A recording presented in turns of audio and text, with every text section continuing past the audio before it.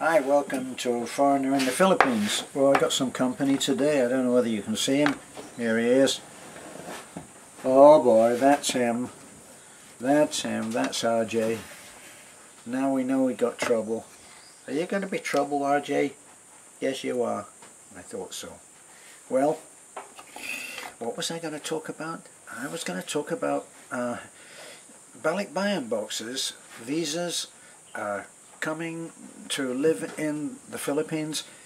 It suddenly occurred to me that in a way, when people write to me, they're coming to the wrong person. They're coming to a Westerner, a foreigner, for what is really the case of everything in the Philippines.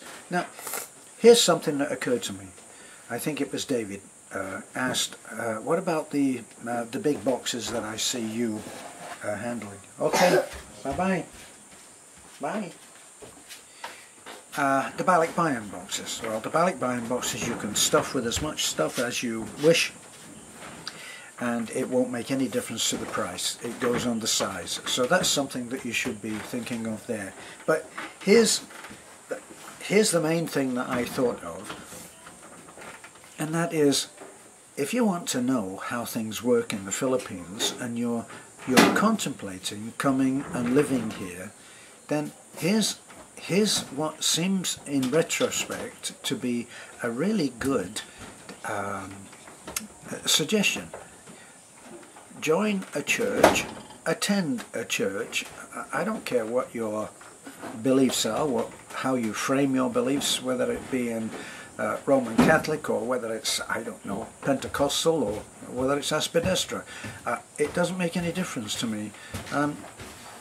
What I'm suggesting is that you go to a gathering of people, take part in a gathering of people, and those people will be, sorry, honey, are you talking to me? No. You're not? Okay. That gathering of people should have a large sprinkling of Filipinos. Now, Filipinos are always sending balikbayan boxes home. Now, they might not know anything about the visa situation, although if they become British citizens or American citizens or any other citizens of the world and have renounced their Filipino citizenship, they will know about visas, right? So even for that, they can be relied upon for good information. But for everything else, you think about it, whether to live in the city, whether to live in the country. Living in the country in the Philippines is called the province. It doesn't matter where. If it's out in the country, it's called the province. So when people say, I'm going home to the province, it doesn't necessarily mean that they're going to Bohol, and it doesn't necessarily mean that they're going to Palawan. It means that they're going to their version of the province. Now, here's a really interesting thing that I find, is that Filipinos generally think that their childhood was the happiest time of their life. Now, these are people who have gone on to have considerable material wealth. They've gone on to live in very nice places, very nice houses in the US or in the UK. And yet they look back on their childhood in the Philippines as being so happy. Now, usually it's not because they were given everything that they want. They didn't come up with rich parents. They came up usually with very, very poor parents who struggled really hard to put basic food on the table. That, if you hear anybody, I'm assuming that it's the same with everybody in the Philippines on the subject of food, that they call the meat part of the meal is called dish. It's called dish. And so if people are very, very poor, they'll say, we had no dish. and it means that they didn't have any meat, they didn't have any fish, they didn't have anything else to go with the rice, and people can be that poor. So what I think is that if you go and you're wondering, and lots of people write to me and say, I'm going to come and live in the Philippines. I don't know on what basis they may have decided to do that. Sometimes it's just because they're just so sick of living in the USA for whatever reason that they feel that way. Like one man just wrote to me and said, it's just too much now. So things are not quite the paradise that, say, an average Filipino thinks when he thinks of America. They're not quite the paradise, and neither is the Philippines, because nothing is ever perfect wherever you go. So you need to look at what the percentages are for how good things are. Are they 70% good, 30% things you wish were not the case? Are they 50-50? I would think that 50-50 is not good enough to make a move.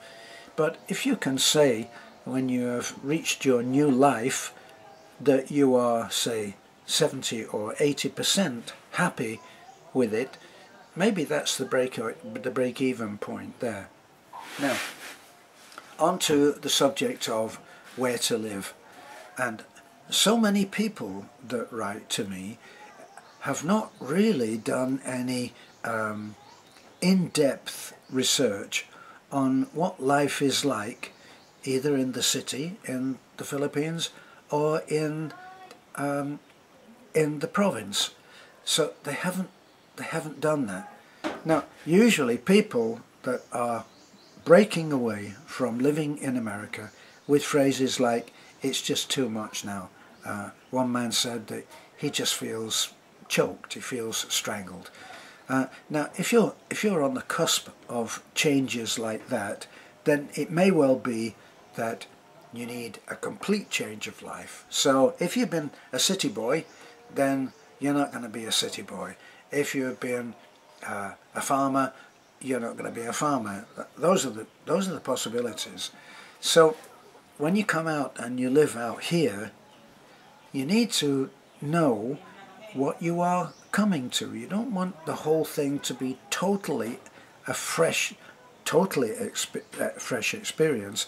You need to have some parts of your adventure need to be predictable. If you're coming out to live in the province, which is in the country, if you're coming out to live a country life, you need to have at least satisfied yourself that you would actually like that. Now, people that I give the example of two people that we brought up to our house. Now, we brought them up in the back of our truck. It's only a two-seater truck, a tiny 4x4 pickup truck. Put our guests into the back of the truck and we drive up that road. Now, that road is a pretty, as you may have already realized from other videos, is a pretty rough road. So they get bumped and banged and knocked about for nearly 2 miles, and then they finally get up to our house and they find that Beth's house and my house doesn't have running water. It's a faucet on the outside of the house, and we haven't got round to putting in running water. So that means that we flush the toilet with a bucket. This is not for everybody, and it's not for everybody to make that trip up that road, especially when it's raining or muddy or whatever the weather. It's not for everybody. Now, you may well be coming from a city life and thinking to yourself, I'm ready for this. But when you get here, I've had friends, good friends, have their feet on the ground and say, oh, no AC, that's the deal breaker for me. And then there are other people who, they enjoy going to the theatre, they enjoy movies, they enjoy all other kinds of things that are taken for granted that we don't have here. So back to the two people that I was giving as an example. One man was more the city type, and he endured that that ride up the hill, and when he got there he looked around at what we see every day, beautiful rolling hills stretching far to the horizon, nothing else. And he said, I don't know how you can put up with that. Now the second man had been used to living on acres of his own land in Australia, and he endured the ride up, and when he got here he looked around 360 degrees in every direction. And when I said to him, it's not, or we mentioned the other mutual friend, and I said he didn't think it was worth it. He thought that the ride up on the back of the truck was a little bit too much. And this friend said, yes, but look what you've got when you get here. He looked at what we had, the beauty that we enjoy every day, the isolation. I look at it as just the freedom to be anything that you want to be. I don't look at it as I'm isolated. I'm not isolated any more than being alone is the same as being lonely. The melancholy, if you are melancholy about something, it's not the same as being sad or depressed. So, all in the words maybe, but they do mean something. And so, my thing about visas and coming and staying and balikbayan boxes is that you can find an awful lot of stuff out by talking to Filipinos. Now that's getting your information firsthand, and when you listen to a Filipino who now is well situated in, say, America, drives a beautiful car, lives in a nice house, has all of the usual things, credit cards and all of the usual trappings of living in a first world, well, let's call it a first world country. Now, you talk to him and see what he has, and then ask him about his childhood as a barefoot kid walking a 2-mile road, a 2-mile dirt road to school, and you'll find out a lot of things that you hadn't really thought about up to that point. As far as the visa, I'll just do that quickly. If you come to the Philippines, my experience was the first entry is a 30-day visa. You are given a 30-day visa free of charge. When you go to renew that visa, you can renew it for 1 month. That's your renewal time. And then the next time that you go, you'll be able to renew it for the maximum of 2 months. So after that, if you marry a Filipino, this is my take on it. This is what I believe to be true, but only immigration would tell you. If you marry a Filipina, you'll be able to go for permanent residency, and that is something that every year you go along. You go along once a year. You show your card, pay a few hundred pesos, maybe 300 or 400 pesos, and you pay that, and that's it until the following year. So that costs somewhere, it seems to vary, somewhere between 15 to 20,000 pesos. Not a huge amount, and quickly pays for itself. There's another thing that you can do, and you can have a balikbayan visa. Once again, you've got to be married, you've got to leave the country with your wife, you've got to come back in accompanied by your wife, and I imagine the marriage certificate proving that you are married, and they will give you a 1-year free visa. So you don't have to come back, anything, but at the end of that you would be looking at leaving to get the same thing again. So enough from me on that. I'd still recommend, as far as finding a partner, someone asked me, am I married? Yes, I am. Do you have to be married? if you want to get your resident visa, yes, I believe that you do. So now, what else? Marrying a Filipina. Now, one size doesn't fit all. Some people will marry a girl from the city, someone sophisticated, someone well attuned to the Western way of life and all that that means. And others, like another subscriber friend, actually met a young girl who is from a, I don't know whether it's an indigenous tribe, but it's a community of people who live far into the hills and are quite isolated and haven't had too much to do with the Western world. And he's in love with this girl now who's only 20. She's going to complete her education and go on, and they expect to have a happy life together. So one size doesn't fit all. But my own take on it is this: I wouldn't form a relationship with someone who didn't demand to be married.